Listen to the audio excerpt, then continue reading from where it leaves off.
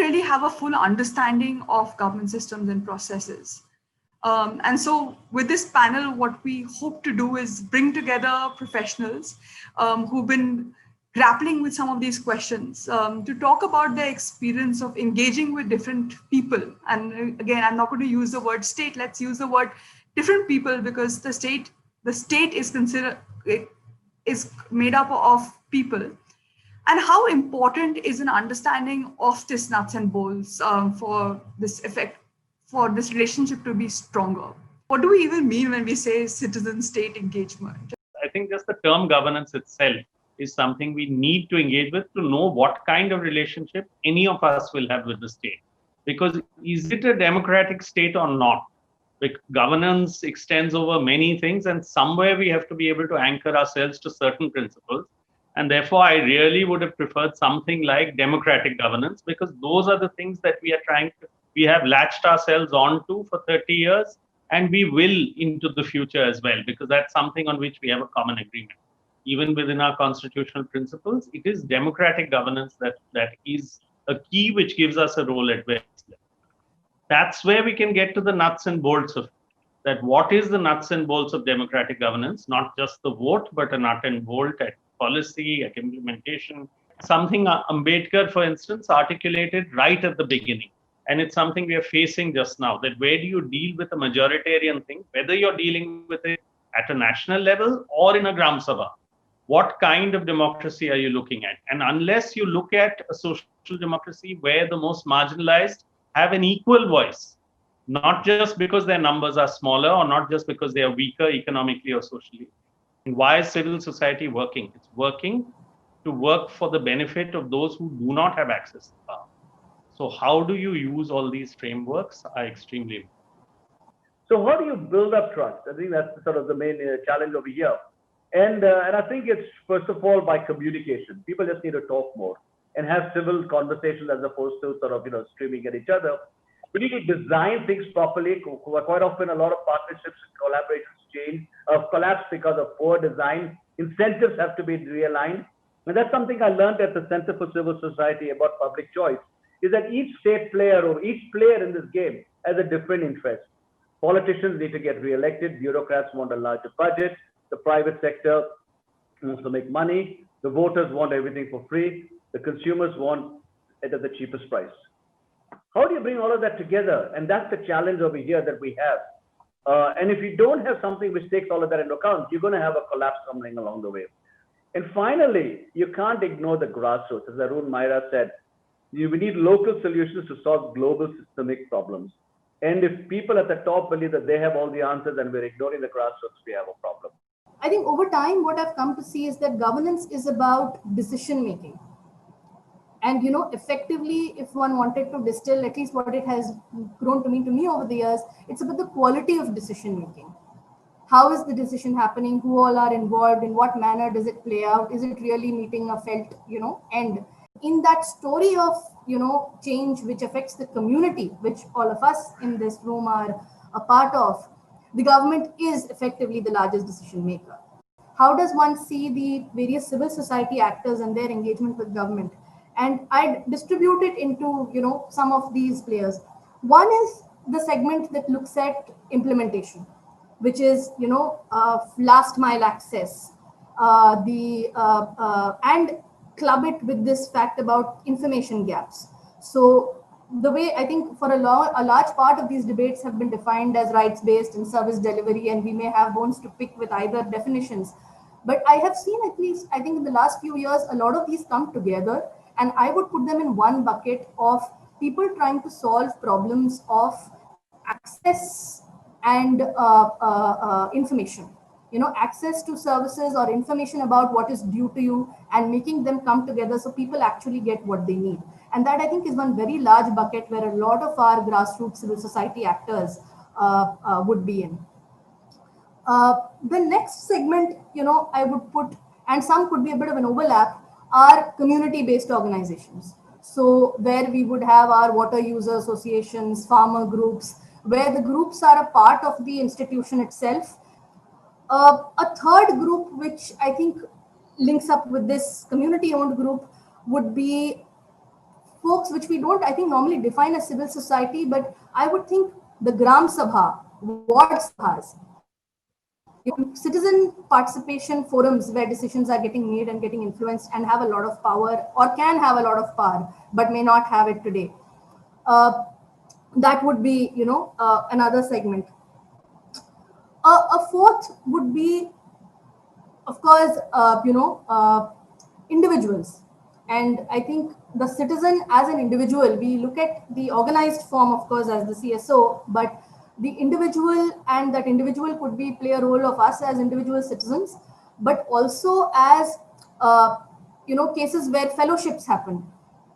And of course, think tanks and academia. I'm putting think tanks and academia in a similar kind of bucket because they are in a position to review, evaluate, work on information, knowledge systems, capacity building, and plug in those pieces of the puzzle.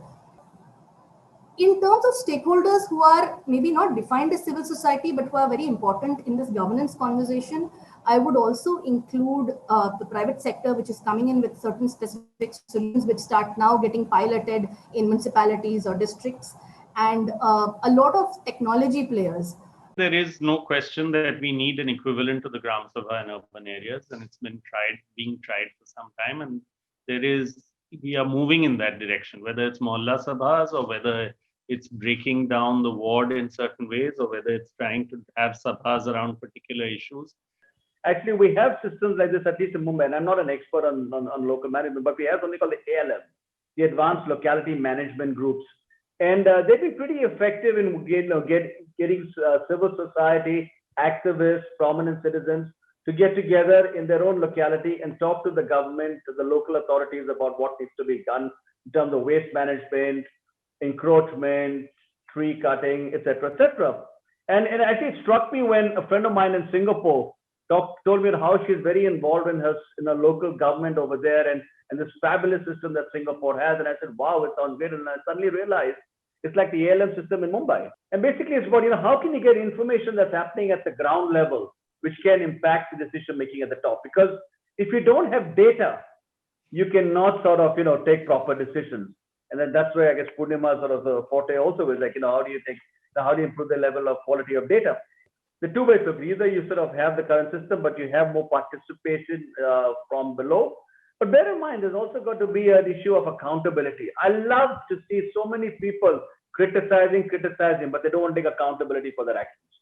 So I think we need to get the voice of the people heard, but decision making has to be taken by someone who's then held accountable. So from the tiniest of mechanisms, let's say in the NREGA, there are about maybe 500 points of different kinds of interaction. On a work site itself, there are so many points. Each one of them require thought on quality of decision making, what Poornima and Louis just talked about. But it's not just the quality to my mind comes with who is part of that debate and discussion. So it should be online, it should be real time, and it should be open. The NREGA website is used by academics, by think tanks, by people, by politicians in parliament, by the media all over, because it is open, it is online, and it is transaction based. So that side of digital governance, which is not only a question of information, it's also the processes. For years, they've been saying, if you get all these databases, you won't have to fill 100 forms. They've not been doing that. But now in certain areas, through that digital dialogue, we are also getting, as soon as a silicosis patient gets their certificate of being silicosis, they don't have to apply for anything. Their pension begins immediately because that data exists with government. They just never have used it. They make people run around. So often digital governance is called digital governance for efficiency, but you find you get the worst of both worlds. There is this misconception that digital needs to be on a platform or as a dashboard, and that is the way in which information needs to be consumed.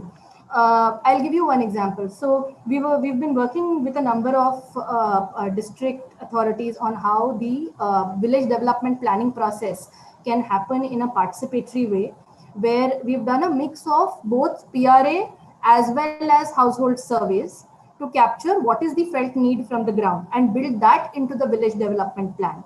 So then that feeds into the GPDP, etc. Now, in that process, what we also learned is that if that plan has to get discussed at the Gram Sabha, while we may do something on the technology side and have it as a drop-down menu for the DC, which makes it much easier for the district administration and their teams to look at information and process it. If the Gram Sabha has to take decisions and if they need to be accountable with that information, then converting that village development plan into a wall painting has been a very useful exercise. Two very big challenges just now. COVID is one challenge, and it's changed how much we can meet face to face, what can be done. Governments are struggling, they struggle for resources. But those principles of transparency and accountability and democratic governance should hold us in good stead, and we have to keep fighting for it. And there are innumerable examples of where they have actually been of value. I think COVID has underlined the importance of the need to be able to identify where the vulnerable are and what needs to be done for them in ways that has been unprecedented. Earlier, I think people thought it was okay to figure it out when a program gets designed. The need to have things like this ready in your hand and to be able to do something about it, I think has been extremely important. Sustainability, I think two words, consistency of the effort to push on whichever issue that one is working on, and finding ways to embed it within the overall government superstructure. I think the lesson from COVID is listen to the grassroots. We've heard it also from both Nikhil and Poornima about how do you know what's happening, how do you identify the people who are vulnerable, etc. So it's listening to the grassroots and figuring out what's happening at the ground. In terms of sustainability, it's, I think, three words: design, start, and agile. What that means is you've got to design it properly. Start means get it started. I mean, don't wait for the perfect solution. Start on something. And agile is, keep tweaking it so that it's, the glitches get sort of corrected and work out.